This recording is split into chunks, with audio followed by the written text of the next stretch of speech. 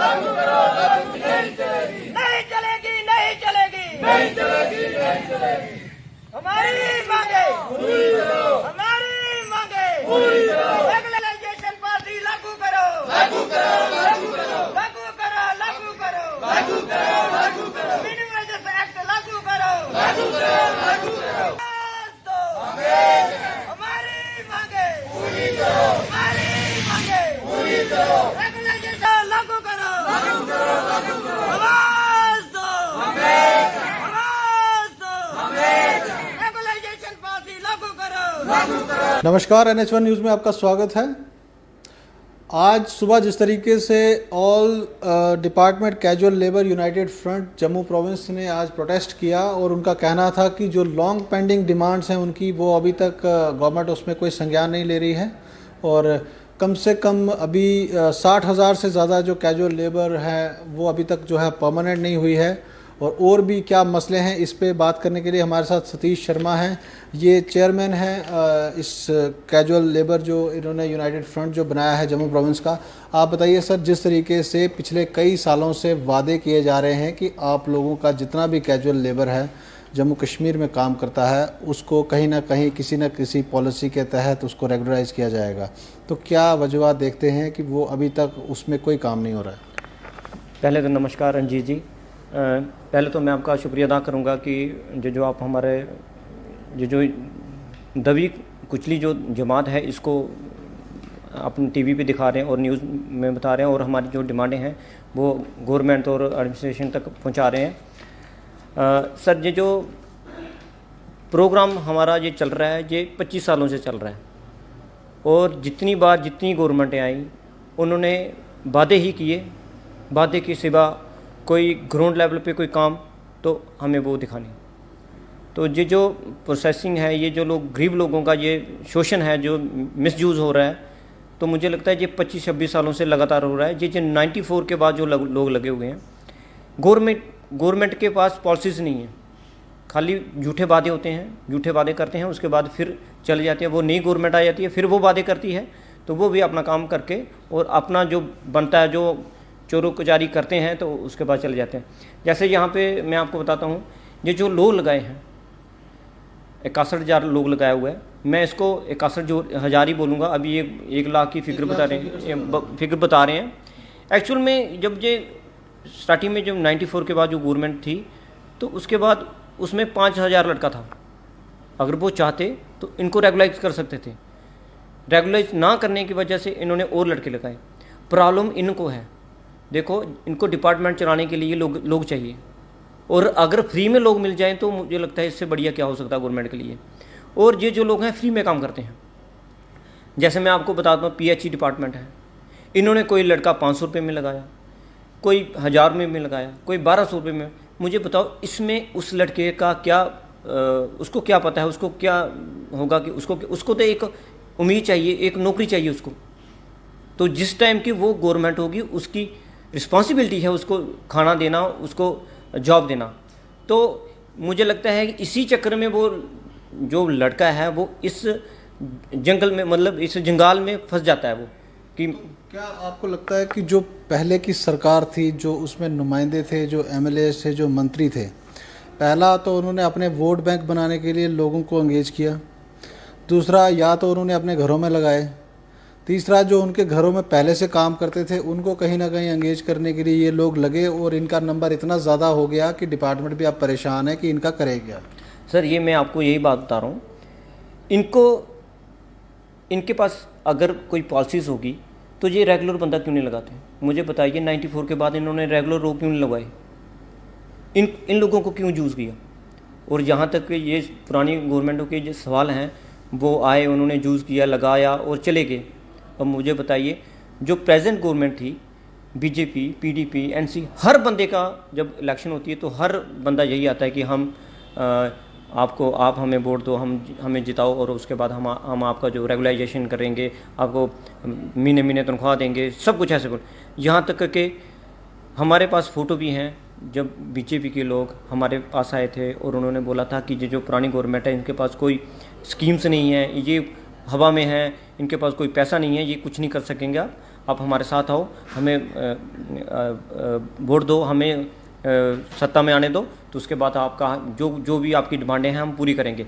उसके बावजूद भी ये जो हमारा मसला है, देखो जी हमारे मैं सोचता हूँ कि हर गवर्नमेंट ने मिसयूज़ किया इन लोगों का, और पक्की नौकरी देने के बजाय अगर आपके पास इतनी कैपेसिटी थी तो आप पक्के ही लगा लेते, इन कच्चों से क्यों काम ले रहे थे? और कच्चों से काम भी लिया बिना तनख्वाह के। हर बंदा इसमें डिपार्टमेंट में यही सोच के लगता था कि 7 साल के बाद मैं परमानेंट हो जाऊंगा तो चलो मेरा जो रोजी रोटी वो चलना स्टार्ट हो जाएगी। मुझे लगता है कि क्लास 4 बंदा जो स्टेट में तनख्वाह लेता था 15,000 रुपये लेता था, तो इनके पास वो पैसे नहीं, तो इन्होंने इन लोगों को यूज़ किया वहाँ पर। अब जैसे बीजेपी और पीडीपी गवर्नमेंट आई तो बड़ी आशाएं थी। देखो खास करके जम्मू के वासी हम डोगरे हैं यहाँ पर, और हमें इतनी उम्मीदें थी बीजेपी से कि हमारा जैसे गवर्नमेंट आएगी तो हमें कुछ ना कुछ अच्छा मिल जाएगा, और ये हमें लगता है कि ये पहली बार यहाँ पे सरकार बना रहे हैं और अच्छा ही करेंगे कुछ। उसके बावजूद भी इन्होंने एक SRO, पीडीपी और बीजेपी कोalition सरकार ने एक SRO निकाला, SRO 520।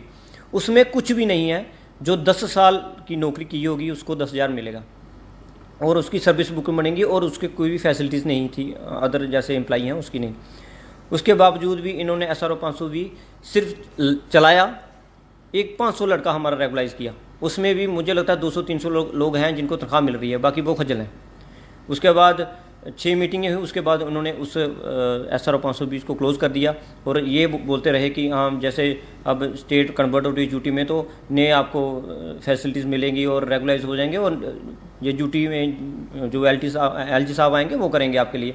तो सभी लोग एक आश बन गई कि कम से कम एक तो हमें रेगुलाइज हो जाएंगे और दूसरा मिनिमम वेज एक्ट हमें मिल जाएगा, जो हमें डिमांड करने की ज़रूरत नहीं है, क्योंकि जैसे इंडिया की सभी ड्यूटियों में मिनिमम वेज एक्ट मिलता है सबको, तो उसके अकॉर्डिंग हमें भी तनख्वाह मिलेगी, और हमारी जो लड़के रेगुलर हो जाएंगे ठीक है, बाकी दूसरे जो हैं 18,500 मिलेगा कम से कम है कि आराम से वो ज़िंदगी अपनी काट सकेंगे, हमें बच्चों को पढ़ा सकें। और तो जैसे ड्यूटी चेंज हुई तो बड़ी आशाएं थी, अब देखो साल हो गया, तो ना तो मिनिमम वेज एक्ट और ना ही वो रेगुलाइजेशन पॉलिसी।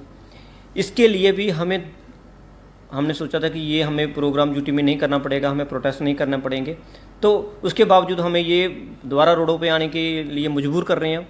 और यहाँ पे देखिए मिनिमम वेज एक्ट हमें जो लगता था कि गवर्नमेंट ने दे देना चाहिए, क्योंकि ये वो लोग हैं जो रोज़मर्रा का काम करते हैं। मिनिमम वेज एक्ट मतलब डेली काम करने वाले, कम से कम ये उन्होंने खुद ही देना चाहिए थे, दे देना चाहिए थे। और साथ में इसमें हमारे जो ये हम अपनी बात नहीं कर रहे हैं कि हम ये जॉब करते हैं तो हमें फ़ायदा, जम्मू कश्मीर के जितने लोग काम करते हैं, फैक्ट्रियों में काम करते हैं, उनकी तनख्वाह बढ़नी थी, तो इन्होंने कुछ नहीं किया ऐसा। तो मैं आपके पास दोबारा आऊँगा, इसी मसले पे अभी बात करेंगे, ये डिटेल से बात करेंगे। हमारे साथ होशियार सिंह भी हैं और ये मेंबर हैं इसी फ्रंट के। आप बताइए कि जिस तरीके से इतना बड़ा तबका है एम्प्लॉयज़ का और उनकी तनख्वाह जो है वो मुश्किल से 6,000 के करीब, उनको शायद 6,3700 के करीब मिलता है, 700 के करीब मिलता है, मगर वो भी सबको नहीं मिलता है। तो क्या स्टेटस है इस समय पूरे जितने एम्प्लॉयज़ हैं? आप तो बेहतर जानते हैं, हमसे ज़्यादा बेहतर आप जानते हैं। सर 25 साल के करीब हो गया PHE में फ्री में सेवाएं देते हुए, तो लम सम 22,053 की काउंटिंग है PHE डिपार्टमेंट के। हम लोग जो all casual labour United front बनाया हुआ है, तो जिसका हमने एक 24 चीज़ को डिव काम में मेमोरेंडम दिया था, उसके 10 दिन का टाइम दिया था, तो उसी के तहत आज हमारे ये प्रोटेस्ट के कार्यक्रम डिपार्टमेंट बाय डिपार्टमेंट चल रहे हैं। तो हम हर कैजुअल लेबर को, हर डिपार्टमेंट के मेंबर्स को उठाएंगे, जगाएंगे, ताकि वो अपनी लड़ाई संविधान के दायरे में रह के लड़ें। बड़े अफसोस की बात है, 1 साल हो गए ड्यूटी बने हुए, मगर ड्यूटी के जो रेट बनते हैं आज तक गवर्नमेंट ने हमको दिए नहीं। 25 साल जिनकी उम्र हो गई सेवाएं देते डिपार्टमेंट में, फ्री सेवा देते हुए, उन लोगों के 2-2, 3-3 साल बच गए रिटायरमेंट होने में। वो लोग परेशान हो गए बीच में, तो इसी वजह से कई जगहों ने आपने सुना होगा लड़कों ने सुसाइड भी कर दी। पिछले दिनों भी हमारे 2-3 लड़के सुसाइड कर गए, जिनके 2-2, 3-3 साल रह गए हैं, जिनके बच्चे अभी शादीशुदा होने के लिए तैयार हैं। तो वो माँ बाप जिसको टाइम से बेसिस नहीं मिलेगी, वो अपने बच्चों को पढ़ाएगा कैसे, लिखाएगा कैसे? दो स्लोगन आपने सुने होंगे, सबका साथ सबका विकास, बेटी पढ़ाओ बेटी बचाओ। जिस फादर को एक 6700 रुपया बेसिस है जो गवर्नमेंट ने गरीब के लिए डेली बेसिस कैजुअल के लिए रखी हुई है, उसको मंथ बाय मंथ ना मिले तो परेशान होकर वो बेचारा सुसाइड के अलावा और कोई रास्ता नहीं उसके पास।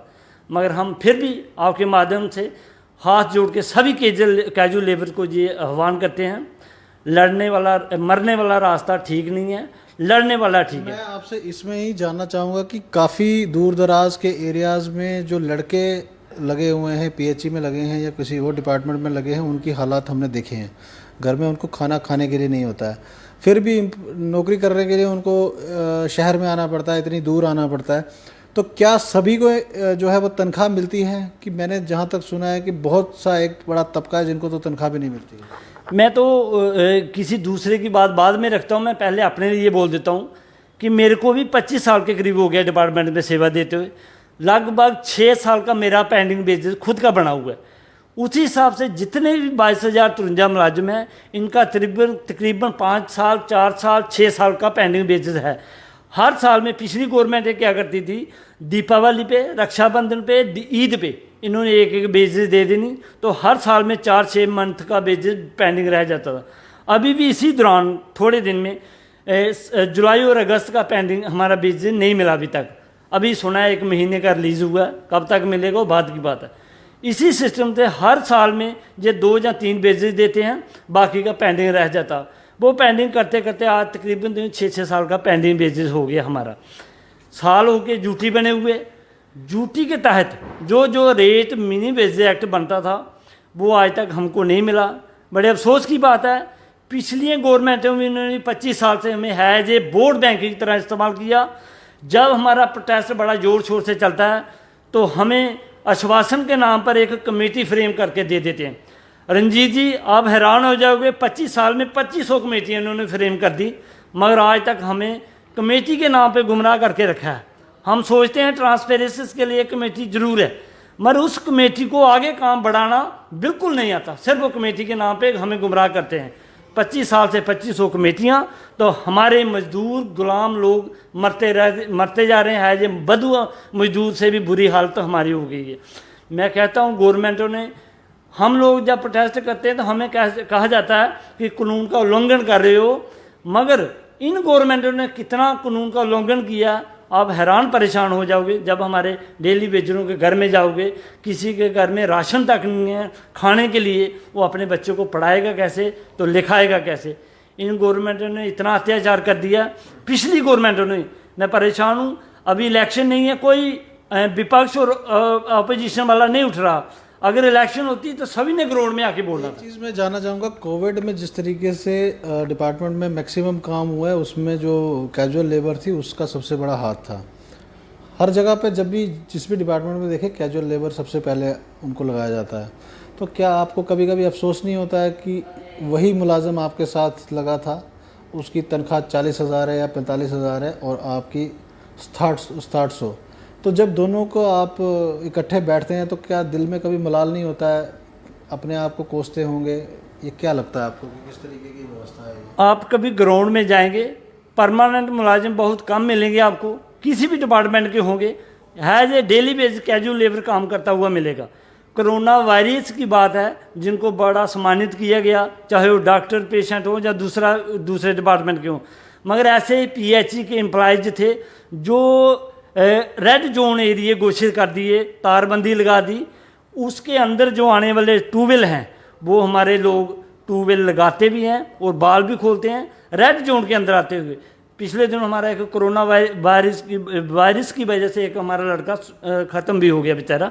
मगर हमें ना तो इंश्योरेंस है अपनी लाइफ का, तो ना वेजेस है टाइम टू टाइम।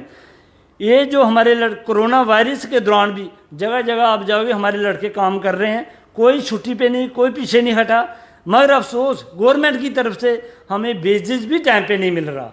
तो ये बड़े अफसोस की बात है। हम गवर्नमेंट को आपके माध्यम से ये अलर्ट करते हैं कि हमारा ये जो 22 तारीख तक का प्रोग्राम है, हम डिपार्टमेंट बाय डिपार्टमेंट जाएंगे, अपने कैजुअल लेबर को आगाह करेंगे।